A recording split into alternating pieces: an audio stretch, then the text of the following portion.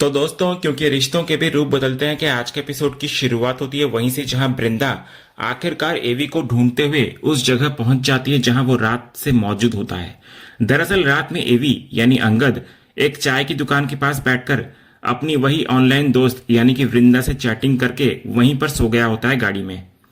सुबह भी उसकी गाड़ी उसी चाय की दुकान के सामने खड़ी होती है और अंगद आराम से अंदर सो रहा होता है। तभी वृंदा वहां पहुंचती है। वो एवी को बुलाने के लिए उसकी गाड़ी के पास जाती है, लेकिन तभी चाय वाला उससे चाय के लिए पूछ लेता है। तो आवाज सुनकर शायद अंगद को अंदाजा हो जाता है कि वृंदा वहां आ चुकी है और वो तुरंत अपना मास्क पहन लेता है। इधर वृंदा चाय लेने से मना कर देती है और जैसे एवी की तरफ देखती है उसे गाड़ी में सोता हुआ देखकर उसे हैरानी होती है। उसको समझ नहीं आता कि कोई आदमी मास्क लगाकर भी कैसे सो सकता है। फिर वृंदा गाड़ी के शीशे पर नॉक करती है। आवाज सुनकर अंगद की नींद खुल जाती है और सामने वृंदा को देखकर वो थोड़ा चौंक जाता है। वो बताता है कि उसकी आंख लग गई थी और उसे पता ही नहीं चला कि कब नींद आ गई। वृंदा उससे पूछती है कि क्या वो मास्क लगाकर ही सो रहा था और उसे कोई परेशानी नहीं हुई।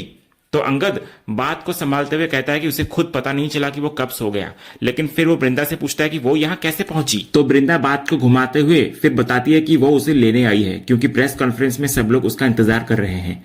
ये सुनकर एवी तुरंत चलने के लिए तैयार हो जाता है। वृंदा इधर अपने ड्राइवर को वापस जाने के लिए कहती है और खुद एवी के साथ उसकी गाड़ी में बैठ जाती है। एवी उससे पूछता है कि आखिर उसे कैसे पता चला कि वो यहां मिलेगा, लेकिन वृंदा उसके सवाल का जवाब देने के बजाय कहती है कि सवाल जवाब बाद में होंगे, अभी देर हो रही है और उन्हें जल्दी प्रेस कॉन्फ्रेंस में पहुंचना है। तो दोनों फिर वहां से निकल पड़ते हैं। दूसरी तरफ घर में अगले सीन में बच्चे स्कूल से वापस आते हैं। सलोनी तारा से उसके दिन के बारे में पूछती है कि उसका दिन कैसा गया। तो तारा कहती है कि उसका दिन बहुत अच्छा रहा, पढ़ाई भी हुई, खेल भी हुआ और खूब मस्ती भी की उन्होंने। तभी सलोनी उसका दिन और स्पेशल बनाने के लिए उसको चॉकलेट देती है। तो तारा खुशी के मारे चॉकलेट ले लेती है और सलोनी को गले लगाकर थैंक यू कहती है। फिर तारा के जाने के बाद मुन्नी ये देखकर सलोनी को पूछती है कि उसने तारा को चॉकलेट क्यों दी। सलोनी कैजुअली कहती है कि वो उसकी भी बेटी है, लेकिन इतना कहते ही वो खुद रुक जाती है। उसे कुछ देर पहले की अपनी वही बात याद आ जाती है जब उसने वृंदा से गुस्से में कहा था कि आरव उसका बेटा है और उसकी परवरिश कैसे करनी है वो ये जानती है। सलोनी को फिर अपनी बात का एहसास होता है और वो मुन्नी से कहती है कि अब वो समझ रही है कि भाभी उसे क्या समझाना चाह रही थी। तभी मुन्नी भी उसको समझाती है कि उनके रिश्ते थोड़े अलग हैं। बच्चों के पास अब दो दो माएँ हैं, इसलिए हर बात को बहुत सोच समझकर संभालना जरूरी है। सलोनी इधर मानती है कि उसका इरादा वृंदा को दुख पहुंचाने का नहीं था। उसे खुद भी समझ नहीं आया कि वो उस वक्त इतनी रिएक्ट क्यों कर गई। वो ये भी मानती है कि आरव को दूध देने से पहले टेम्परेचर चेक करना उसकी जिम्मेदारी थी और उसकी वजह से बच्चे का मुंह जल गया। तभी मुन्नी उसको समझाती है कि अगर आरव की जगह तारा होती तो वृंदा तब भी बिल्कुल उसी तरह परेशान होती।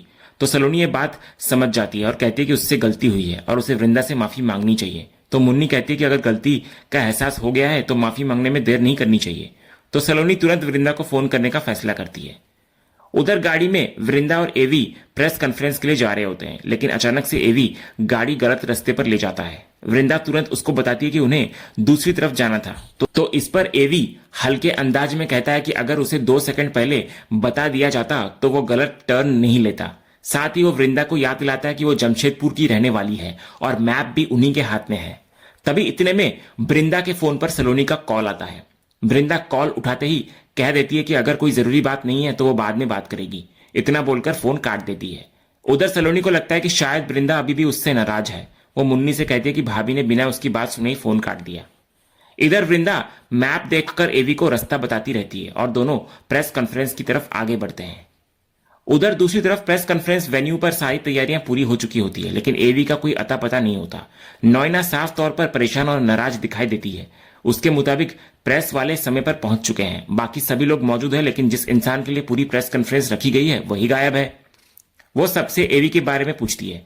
हेमंत उसे भरोसा दिलाता है कि एवी आता ही होगा, लेकिन नॉयना इस बात से बिल्कुल खुश नहीं होती। उसे डर है कि अगर प्रेस को ज्यादा देर तक इंतजार करवाया गया तो इसका सीधा असर ब्रांड और बिजनेस पर पड़ेगा। वो साफ कहती है कि मीडिया छोटी सी गलती को भी बड़ा मुद्दा बना सकता है। कोई आर्टिस्ट अगर 1 मिनट में लोगों की नजरों में ऊपर जा सकता है तो वही मीडिया उसे उतनी ही तेजी से नीचे भी ला सकती है, और इसी वजह से एवी का इस तरह गायब रहना ब्रांड के लिए बिल्कुल अच्छा संकेत नहीं है। उधर कार्तिक भी एवी के ना पहुंचने को लेकर परेशान होता दिखाई देता है। वो ऋतिक से पूछता है कि आखिर एवी कहाँ है और उसका मैनेजर भी कांटेक्ट में क्यों नहीं है। ऋतिक भी यही कहता है कि मैनेजर से संपर्क नहीं हो पा रहा है और अब उन्हें समझ नहीं आ रहा कि आगे क्या किया जाए। तभी वहां मिताली आती है। वो कार्तिक से कहती है कि उसके पास एक आइडिया है। कार्तिक उससे पूछता है कि आखिर वो क्या सोच रही है। तो मिताली पहले ऋतिक से कहती है कि उसे कार्तिक से कुछ जरूरी बात करनी है, इसलिए वो थोड़ी देर के लिए वहां से चले जाए। लेकिन कार्तिक बोलता है कि अगर कोई बात है तो ऋतिक के सामने भी की जा सकती है, इसमें सीक्रेट रखने जैसी कोई बात ही नहीं है। ऋतिक सिचुएशन समझकर वहां से निकल जाता है और अब मिताली कार्तिक के करीब आकर अपनी असली चाल बताती है। वो कहती है कि कार्तिक काफी इंटेलिजेंट है और इसी वजह से वो ये बात सबके सामने नहीं करना चाहती थी। मिताली के मुताबिक एवी इस वक्त वहां मौजूद नहीं है और यही उनके लिए एक अपॉर्चुनिटी बन सकती है। अगर वो इस स्थिति को सही तरीके से यूज करें तो एवी के आसपास कोई सेंसेशनल न्यूज या बड़ा बज क्रिएट किया जा सकता है। मिताली का मकसद साफ है कि एवी के अचानक गायब होने को लेकर ऐसी खबर पैदा करना जिससे लोगों का ध्यान उनकी तरफ जाए और ब्रांड को पब्लिसिटी मिले। लेकिन तभी हम देखते हैं कि वृंदा के साथ एवी आखिरकार प्रेस कॉन्फ्रेंस वाली जगह पहुंच जाता है। एवी और वृंदा को एक साथ आते देखकर मिताली तुरंत इस मौके को गंवाना नहीं चाहती। वो वृंदा पर ताना कसते हुए कार्तिक का ध्यान दोनों की तरफ दिलाती है। कार्तिक भी एवी और वृंदा को साथ देकर थोड़ा असहज नजर आता है और मिताली समझ जाती है कि उसकी बात का असर हो रहा है। वो कार्तिक के मन में यह सवाल डालने की कोशिश करती है कि आखिर जब भी एवी होता है वृंदा उसके आसपास ही क्यों दिखाई देती है। इधर प्रेस वाले एवी की तस्वीरें लेना शुरू करते हुए नजर आते हैं, लेकिन वृंदा उन्हें रोकते हुए पहले एवी को रेडी होने के लिए भेज देती है। तभी एवी का मैनेजर विकास उसके पास पहुंच जाता है और उसको लेकर अपनी नाराजगी जाहिर करता है। वो बताता है कि वो कल से लगातार एवी को कॉल कर रहा था और फोन करते करते उसकी खुद की बैटरी भी खत्म हो गई।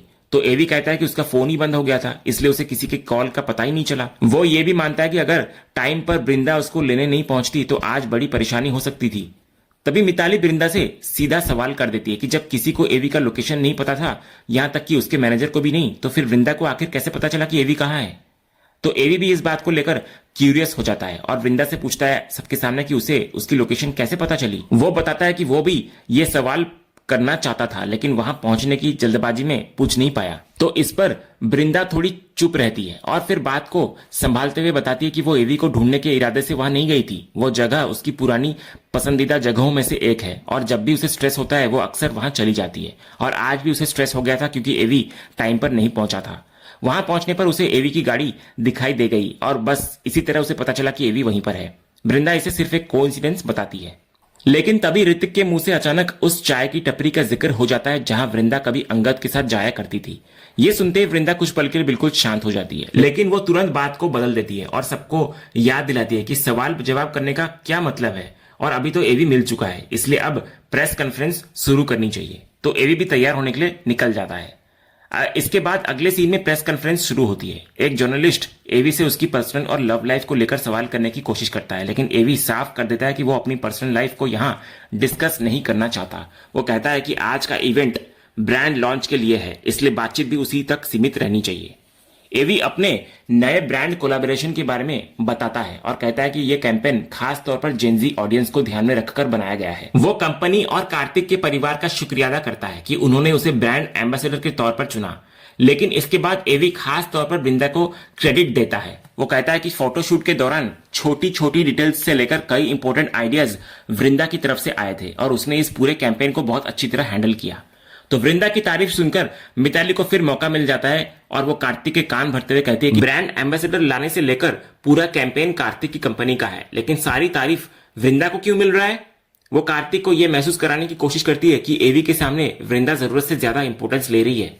इधर वृंदा एवी को बताती है कि प्रेस कॉन्फ्रेंस के बाद उसकी एक और ऑनलाइन कॉन्फ्रेंस है, इसलिए उसको चिंता करने की जरूरत नहीं है, वो ऑनलाइन ही होगी। दूसरी तरफ घर पर मुन्नी सलोनी से पूछती है कि क्या उसकी वृंदा से बात हुई। तो सलोनी कहती है कि अभी तक वृंदा का कॉल बैक ही नहीं आया है। तो मुन्नी उसको समझाती है कि कॉन्फ्रेंस की वजह से शायद वृंदा बिजी होंगी और समय मिलते ही जरूर बात करेंगी। लेकिन सलोनी को लगता है कि वृंदा उससे नाराज है। वो मानती है कि उसे भी अपनी कही हुई बात का बुरा लग रहा है और उसे 10 साल पहले हुई वो घटना याद आ जाती है जिसने उनके परिवार के रिश्तों को हमेशा के लिए बदल दिया था। मुन्नी भी अपनी फीलिंग्स इधर बताती है। वो कहती है कि जब प्रोटेस्ट के दौरान टिम्सी गायब हुई थी तब एक पल के लिए उसे लगा जैसे भगवान उससे उसकी बच्ची फिर से छीन रहे हों। ऊपर से मिताली ने उसकी परवरिश और उसकी मां होने की काबिलियत पर सवाल उठाया था। इस वजह से मुन्नी के मन में भी एक पल के लिए यह सवाल आया कि कहीं वो सच में बुरी मां तो नहीं है, इसलिए तो उसके साथ ऐसा नहीं हुआ। मुन्नी की बात सुनकर सलोनी उसको संभालती है, लेकिन फिर वो भी 10 साल पुराने उस राज का जिक्र कर देती है, बच्चों को बदल देने वाला वो सच जिसे दोनों इतने सालों से छिपाकर बैठी है। सलोनी डरते हुए कहती है कि अगर कभी किसी को पता चल गया कि उन्होंने अपने बच्चों को बदल दिया था तो क्या होगा।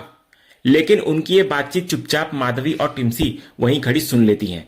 माधवी तुरंत चौंक कर पूछती कि आखिर किसके बच्चे बदल गए थे। ये सवाल सुनते ही मुन्नी और सलोनी के चेहरे का रंग उड़ जाता है। उधर प्रेस कॉन्फ्रेंस खत्म होने के बाद हेमंत एवी को कॉन्ग्रेचुलेट करता है और कहता है कि अब वो ऑफिशियली उनकी कंपनी का ब्रांड एम्बेसडर बन चुका है। हेमंत जानबूझकर नोएना से पूछता है कि क्या वो इस फैसले से सहमत है, तो नोएना भी मजबूरी में इसे सही बताती है। इसके बाद कार्तिक एवी को याद दिलाता है कि अगले दिन लॉन्च पार्टी है, तो एवी भी कहता है कि उसे इसकी जानकारी है और फिर इतना कहकर वो वहां से निकल जाता है। इसके बाद एवी लिफ्ट की तरफ पहुंचता है जहां वृंदा पहले से मौजूद होती है। दोनों के मन में एक दूसरे से कुछ कहने की बात होती है, लेकिन अजीब सी झिझक के कारण दोनों ही पहले सामने वाले को बोलने का मौका देते रहते हैं। तो आखिरकार वृंदा ही बातचीत शुरू करती है और प्रेस कॉन्फ्रेंस के अच्छे से हो जाने की बात करती है। एवी भी हल्के फुल्के अंदाज में उसका शुक्रिया अदा करता है। वो कहता है कि अगर वृंदा उसे टाइम पर लेने नहीं पहुंचती तो शायद वो अभी भी उसी चाय की टपरी के बाहर अपनी गाड़ी में सो रहा होता। ये बात सुनकर वृंदा के मन में तुरंत एक सवाल उठता है। वो एवी से जानना चाहती है कि उसे उस चाय की टपरी के बारे में आखिर पता कैसे चला, क्योंकि वो कोई बहुत फेमस जगह नहीं है और ऊपर से एवी जमशेदपुर का रहने वाला भी नहीं है। तो एवी इस सवाल को संभालते हुए कहता है कि उसका एक पुराना बेस्ट फ्रेंड काफी पहले जमशेदपुर आया था और उसी ने उसे उस चाय की टपरी पर लेकर गया था। वहां की चाय उसे काफी पसंद आई थी, इसलिए जब वो दोबारा जमशेदपुर आया तो पुरानी यादों की वजह से उसी जगह चला गया। तो एवी की ये बात सुनकर वृंदा कुछ पल के लिए शांत हो जाती है। उसके मन में फिर से अंगद की यादें उस जगह से जुड़ी पुरानी बातें आने लगती हैं। लेकिन तभी अचानक लिफ्ट की बिजली चली जाती है। चलती हुई लिफ्ट बीच में ही रुक जाती है और अंदर अचानक पूरा अंधेरा छा जाता है। इस अचानक हुई सिचुएशन से वृंदा काफी घबरा जाती है। अंधेरे और डर की वजह से वो बिना सोचे समझे एवी का हाथ पकड़ लेती है। दूसरी तरफ घर पर माधवी और टिम्सी अभी भी मुन्नी और सलोनी की उस अधूरी बात को लेकर परेशान होती हैं। दोनों के मन में वही सवाल घूम रहा होता है कि आखिर किसके बच्चों को बदलने की बात हो रही थी। तभी अक्षय वहां पहुंच जाता है और वो भी दोनों से पूछने लगता है कि आखिर क्या बात है। तो अक्षय के सामने सवाल बढ़ता देख मुन्नी और सलोनी तुरंत अपनी बात संभाल लेती हैं। तभी सलोनी कहती है कि मैं भाभी को एक नया शो आया है उसी के बारे में बता रही थी। मुन्नी भी कहती है कि हाँ, एक नया शो आया है, तो मैं और सलोनी वही डिस्कस कर रहे थे। सलोनी कहती है कि उसी शो में दो घर की औरतें आपस में बच्चे बदल लेती हैं, तो बस वही बता रही थी। टिम्सी ये सुनकर कहती है, आप ये सब क्या देखती रहती हैं? ड्रामे और स्पाइस के चक्कर में ये सारी चीजें देखते हैं क्या? उधर ऑफिस में कुछ लोग लिफ्ट से ऊपर जाने के लिए वहां पहुंचते हैं, लेकिन उन्हें पता चलता है कि लिफ्ट बीच में ही अटक गई है, इसलिए वे लिफ्ट का इंतजार करने के बजाय स्टेयर्स से ऊपर जाने का फैसला करते हैं। तभी कार्तिक को अचानक एहसास होता है कि वृंदा और एवी इस वक्त उसी लिफ्ट में अकेले फंसे हुए हैं। कार्तिक के चेहरे पर चिंता साफ दिखाई देती है और इसी सस्पेंस के साथ आज का ये एपिसोड यहीं पर खत्म होता है। तो दोस्तों, अब वृंदा और एवी लिफ्ट में अकेले फंस चुके हैं और दूसरी तरफ कार्तिक को भी इसकी खबर हो गई है। क्या इस बंद लिफ्ट में वृंदा और एवी के बीच कोई ऐसा राज सामने आएगा जो सब कुछ बदल देगा? अपनी राय हमें कमेंट में जरूर बताइए। ऐसे ही रिश्तों के नए ट्विस्ट और अपडेट्स के लिए चैनल को सब्सक्राइब करना बिल्कुल ना भूलें और बेल आइकन को भी जरूर दबा लिया करें। मिलते हैं अगले एपिसोड के अपडेट के साथ, तब तक के लिए धन्यवाद।